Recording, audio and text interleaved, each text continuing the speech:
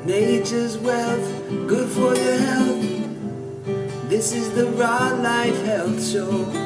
All right, everybody, here we are. We're about to do this lecture here in Mount Clair, New Jersey. We're going to be speaking. We're going to be on the road for 2 weeks. It's going great. My beard is just beautiful and ready for New York for the cold weather. Feeling good and loving it. And we're going to be speaking tonight. You know, I've been on the road. I got an email yesterday from, I won't mention a name, but somebody who's been teaching a raw food diet for a very long time. And they claim that they have more science to back up what they teach than more than anyone else in the raw food movement. And then I met somebody just today who's been a raw teacher for a very long time. And he told me he has more science to back up what he teaches. The funny thing is, both these people teach the opposite things about the same topics. So who do you believe? A problem today in the raw food world is we have people that just get into it and they're seeing all these different people saying opposites and they get very confused. So who do you believe? Well, what I tell you is not only based on science, but it's also based on results. The majority of the information I get is from Hippocrates Health Institute, and they've been in existence for 53 years, teaching people how to eat a raw food diet, a living foods diet, with success. And the reason why is they have success, I believe, is not only do they check out everything from a chemistry standpoint, and they treat each individual based on their own chemistry, not based on some philosophy, but the main thing I think they're so, the main reason I feel they're so successful is they're not stuck in their ways. They're willing to change based on what they have find. And what I mean is, there are sometimes I get a comment every now and then that says, Paul Neeson is always changing. You know, he's different than 5 years ago or 20 years ago. Well, that's right. And I believe if somebody 20 years ago is promoting a diet and 20 years later is promoting the same exact thing, no, it doesn't mean they got it right the first time. What are the chances of that? What it really does mean is they're stuck in their ways. They've created a business around that way, and they're scared to change their way even though they find something different because they don't want to lose their business. Well, the way Hippocrates Health Institute does it, and the way I do it is, you know, based on what I find to be true, even if it's something I was teaching and I find that I was wrong, I will go back and change what I say about that, and I'll let everyone know I was wrong. Now, I was wrong about a lot of things when I first started, and most people are when they first get into this. But the longer you're into this, the more you learn, and hopefully you won't be so stuck in your ways that you'll change. So, yes, I ate different 20 years ago when I first got into this diet, about 17 years ago. Then 15 years ago, 10 years ago. Now I eat more different the last couple of years being on a daylight diet. I used to be a nighttime eater. I used to eat all night. But now I'm on this daylight diet. So I'm willing to change based on what I find. And what I find is very simple. In my videos on the Raw Life Health Show, I'm promoting what's working for the majority of people out there. Well, it's working for everyone out there because what I promote is each person on an individual basis start off with their chemistry. They look at their blood and decide what they need for their diet. Now, without a doubt, every teacher out there will agree who's teaching a raw food diet. The ideal foods for our body are raw, ripe, fresh, organic fruits, vegetables, and nuts and seeds. But what amount, what time, how often we should eat those things, should we take supplements or not take supplements, and all these other things from cacao to kombucha and all these other things, these are the things that people have disagreements with. And how do you know who's true, who's right and who's wrong? Well, each person sincerely believes they're right in their own heart, I believe. Well, let me take that back because I know some people promoting things that they know aren't good, but they're still pushing those. But we won't mention any names here.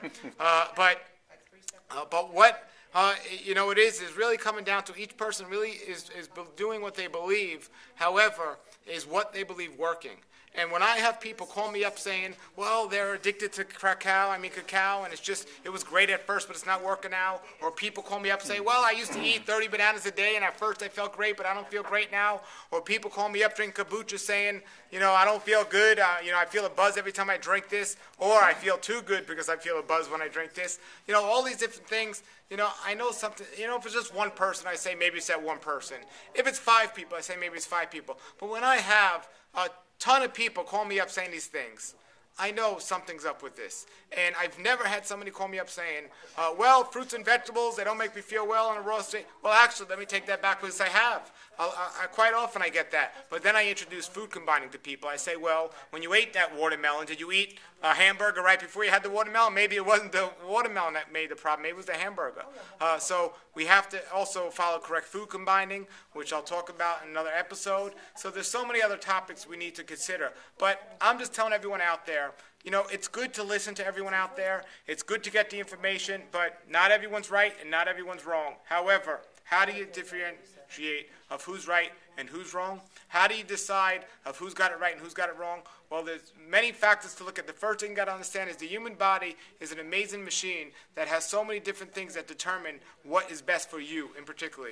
Everyone starting a raw diet is not starting at the right place. They're not starting all eating that never been sick before. Some of them are coming to it sick. Some of them aren't. Some of them are older. Some of them are younger. So there's so many different ways. But we have to understand that just because you're eating a raw diet, that doesn't mean you're supposed to be healthy. As a matter of fact, sometimes people call me and they say, oh, I eat 100% raw and I'm not doing too well. And my first question to everyone is, well, why are you eating 100% raw?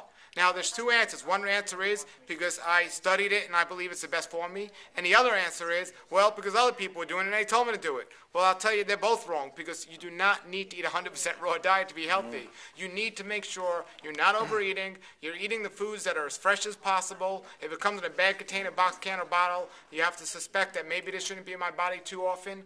And you also got to think about all these different things. And then you could decide, well, the majority of my diet should be raw. If I want to go all raw, I have to make sure I'm getting all the nutrients I need without overeating. And then you could decide if that's best for you, for your job, your lifestyle, and so on, your situation. For some people it's great for, and some people it isn't. Now, one of my favorite fans that follows me all over the road, he's a great guy. His name's Jonathan. He's holding the camera, but his arm's getting tired. So we'll have to, the question was about if you have blood sugar problems, diabetes, hypoglycemia, or anything like that. The key is you can get off insulin eating a raw food diet. If you're not type 1, if you're type 1, you can't, but if you're type 2, you can get off. If you're hypoglycemia, the key is you don't treat the problem with the cause of the problem. The reason why people have blood sugar problems to begin with is their diet is not ideal, not only what they're eating, but when they're eating. But when you start eating the right foods at the right times, the problem takes care of itself.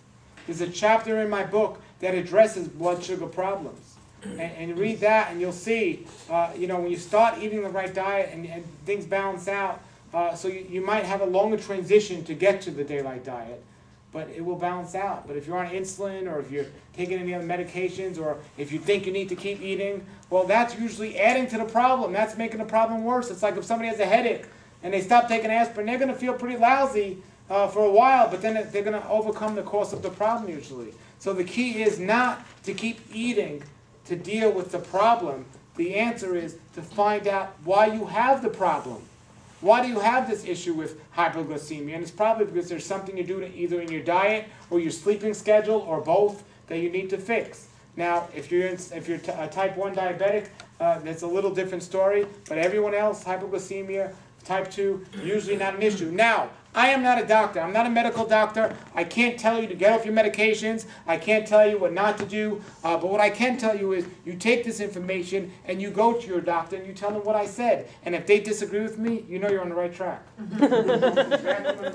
Here's how you monitor your health. You don't exclusively go by how you feel. Because that could trick you. You can be fooled by how you feel. You don't just go by how you feel. Because stimulation can make you feel great. But that doesn't mean you're doing great. One thing is, but you have to make sure you feel good, obviously. That's part of it. But you also want to go by your digestion, or your bowel habits. How often are you going to the bathroom? I don't care how good you say you feel. If you haven't went to the bathroom in a week, you're not healthy. Or even in a day. So that's another way to monitor it. Another way is by your blood chemistry. If you want to look at your blood or get a blood test to see that everything's looking good, and at least every 6 months, get a test to monitor that. And then finally, it's very simple. You go in front of a mirror in your house, you take your clothes off and you look at your stomach. If your stomach is distended and if your stomach is pretty big, or not even big, if your stomach is bigger than your chest, chances are you have some gas building up there and you have some digestive issues. You don't have to be a super Hulk man to be okay, but your stomach should be flat. And if you have gas, there's fermentation going on, and it's a sign that there's something wrong. So these are the 3 ways. You have you scientifically, you're looking at your chemistry. Emotionally, you're going by how you feel. Physically, you're going by how you look. And these are the ways you can truly tell what's going on. So everyone, it's just a small update from Raw Paul telling you, keep it simple, enjoy your life, be consistent, stay focused, and if you're not having fun, then it's not worth it. So we'll see you very soon. Have a great day and a great raw life. Nature's wealth, good for your